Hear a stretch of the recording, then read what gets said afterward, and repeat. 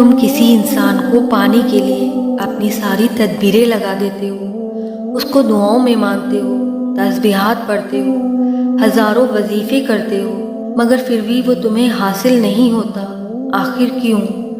اور پھر تمہارے ذہن میں ہزار قسم کی غلط باتیں ابھرنے لگتی ہیں۔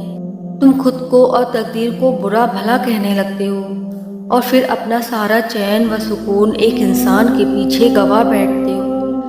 جان لو کہ اللہ تعالیٰ قرآن کریم میں فرماتا ہے کہ دلوں کا سکون صرف اللہ کی یاد میں ہے، جبکہ تم کسی انسان کی محبت میں سکون کو تلاش کر رہے ہوتے ہو۔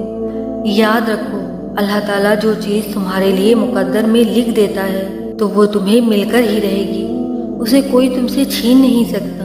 اور انسان کی محبت تو فانی ہے، سکون صرف اللہ کی محبت میں ہے۔ کبھی کبھی تم کسی لاحاصل چیز کی طرف بھاگتے ہو اور اس کو حاصل کرنے کے لیے دعائیں کرتے ہو، ہر وقت پریشان رہتے ہو اور یہ بھول جاتے ہو کہ اللہ نے ہر چیز کو عطا کرنے کا ایک مقصود اور بہترین وقت مقرر کر رکھا ہے۔ تمہیں یہ بات یاد رکھنی چاہیے کہ اگر تمہیں کسی چیز کو حاصل کرنے کی اتنی چاہت ہے تو اس چاہت کرنے والے دل کا مالک کون ہے؟ اس نے تمہارے مقدر میں لکھا ہے، تبھی تو اس نے تمہارے دل میں یہ بات ڈالی ہے کہ تم اسے دعاؤں سے مانگو۔ اگر تمہارا دل نہ چاہتے ہوئے بھی بار بار اس کی طرف رجوع کر رہا ہے تو یہ بھی اس بات کی نشانی ہے کہ شاید اللہ تمہیں اس سے ملوانا چاہتا ہو، مگر وہ تمہارے صبر کو آزما رہا ہو کہ کب تک تم اس کا انتظار کرتے ہو۔ تم کو آزما رہا ہو کہ تمہاری طرف سچی ہے یا جھوٹی۔ وقت کے ساتھ ساتھ تمہارا یہ جذبہ مند پڑ جائے گا یا پھر یوں ہی تازہ رہے گا۔ جان لو کہ اللہ تعالیٰ تم سے تمہاری من پسند چیز کو دور کر کے تمہیں آزماتا ہے۔ یاد رکھو کہ اللہ تمہاری من پسند چیز کو تمہارے نصیب کا حصہ تب بناتا ہے جب تم اپنے اندر کی قوتوں کو مضبوط اور اپنے شر سے لڑنا سیکھ لیتے ہو اور اپنے اوپر آئی آزمائش سے شکستہ اور مضطرب نہیں ہوتے ہو، بلکہ تم اپنے مقصد سے جڑ کر اس کو حاصل کرنے کے لیے ہر ممکن کوشش اور تدبیریں اپناتے ہو، تو وہ رحمان تمہیں ایسے ناممکن وسیلوں سے عطا کرتا ہے کہ جس کا تم گمان بھی نہ رکھتے ہو۔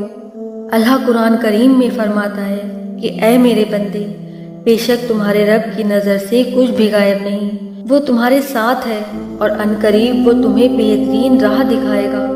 اگر چاہتے ہو کہ اللہ تمہاری من پسندیدہ چیز تمہیں جلد عطا کر دے تو یاد رکھو کہ حزن و ملال سے کھوئی ہوئی چیز کبھی واپس نہیں لوٹتی، اور خوف سے تمہارا مستقبل نہیں بنتا، بلکہ تمہارا ایک اچھا دل اور بہترین صبر کامیابی کے بازو ہیں، جس پر پورا اترنے کے بعد تمہیں وہ ہر چیز عطا کرتے ہیں جس کی تم چاہت رکھتے ہو۔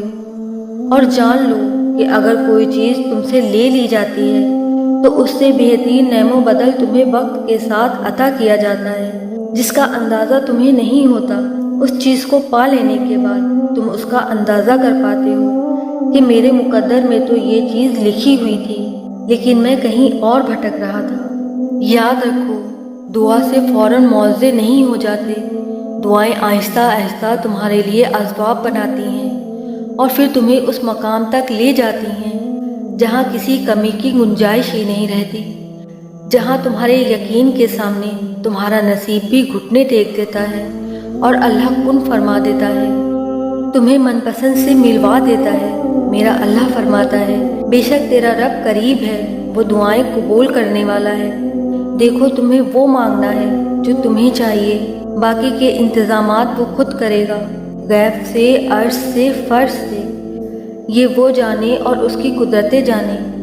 دعاؤں سے مقدر بدلنے کا وعدہ خود اللہ رب العزت نے کیا ہے، نہ دیر سے ملتا ہے نہ ہی جلدی، بس اللہ پاک کی رضا کے مطابق ملتا ہے، اور پھر بے شمار ملتا ہے جب تم اللہ کی رضا میں راضی ہو جاتے ہو۔ بس تھوڑا سا انتظار باقی ہے، تمہاری چاہت کو اللہ کی چاہت بنانے کے لیے تھوڑی اور اطاعت باقی ہے۔ جس آزمائش کے لیے اللہ نے تمہیں چنا ہے اس کا ابھی انعام باقی ہے۔ دعا مانگتے رہو، ٹھیک ہو جائے گا سب، کیونکہ ابھی مشکل کے ساتھ آسانی باقی ہے۔ جانتے ہو جو محبت تم نے دعاؤں میں مانگی ہے وہ تمہیں مل جائے گی۔ تمہارا من پسند شخص تمہارے نصیب میں لکھ دیا جائے گا۔ اللہ نے تمہاری دعاؤں کا حصہ جسے بنایا ہے تو وہ تمہارے مقدر سے بھی اسے جوڑ دے گا انشاءاللہ۔